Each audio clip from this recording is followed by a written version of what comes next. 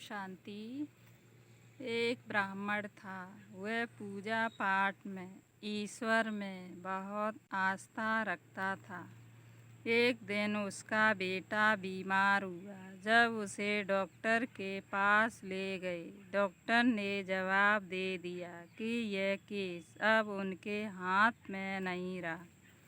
अब तो ऊपर वाला ही उसको बचा सकता है। वह श्री कृष्ण का भक्त था, इसलिए दिन रात श्री कृष्ण की भक्ति करने लगा।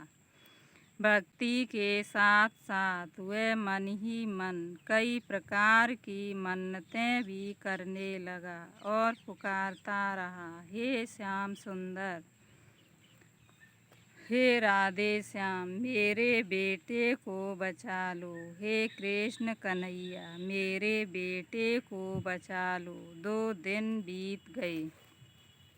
उतने में उनके घर एक पड़ोसी ने आकर ब्राह्मण से कहा, अरे तुम कब से श्री कृष्ण को याद कर रहे हो, लेकिन ऐसे समय पर श्री कृष्ण को थोड़े ही याद करना चाहिए। ब्राह्मण ने कहा, क्यों, फिर कैसे याद करूं?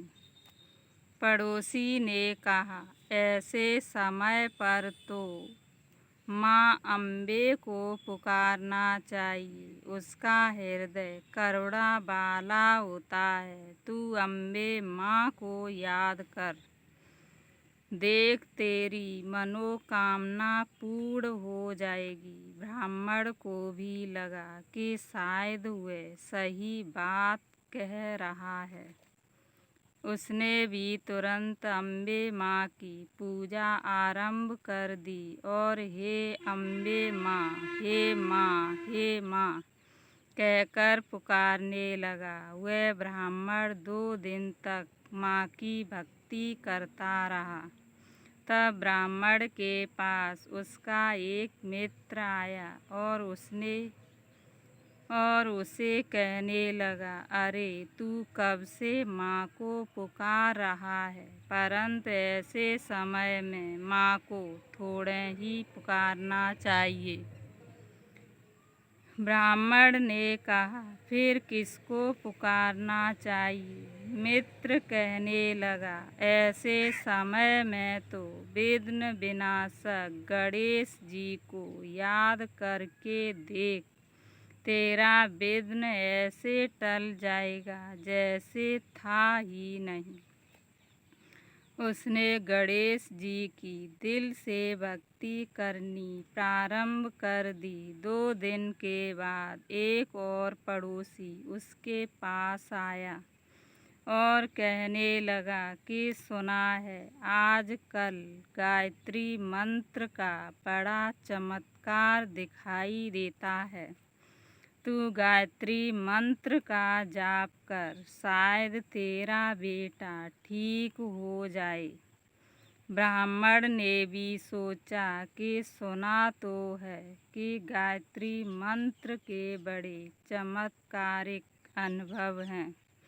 उसने बड़ी तीव्रता से भावना बस होकर कतार भाव से गायत्री मंत्र का जाप किया। वही उसका एक और मित्र उसे कहने लगा कि सुना है पड़ोस के गांव में एक फकीर बाबा जी पधारे हैं। उनके पास ऐसी भस्म है जो खिलाने से कैसा भी रोग गायब हो जाता है।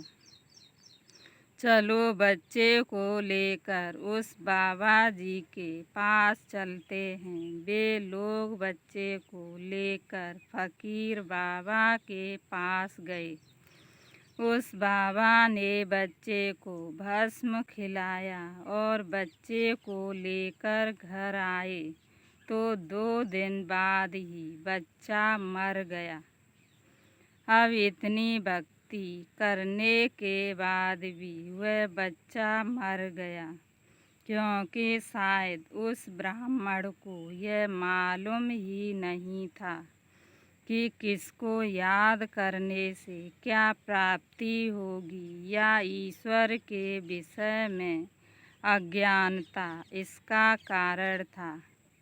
आज संसार में ईश्वर के बारे में यही कहा जाता कि जितने मुख उतनी बातें, जितने दिमाग उतने विचार। मनुष्य अनेक मतांतर में इतना उलझ गया है कि उसे यह भी पता नहीं है कि क्या करना चाहिए और क्या नहीं। तभी दुनिया में कहा गया है कि ज्ञान के बिना गति नहीं। इसलिए मनुष्य परमात्म प्राप्ति का सुख अनुभव नहीं कर पाता और वह मंदिर मंदिर भटक रहा है, इसी आस में कि कहीं से कोई प्राप्ति हो जाए।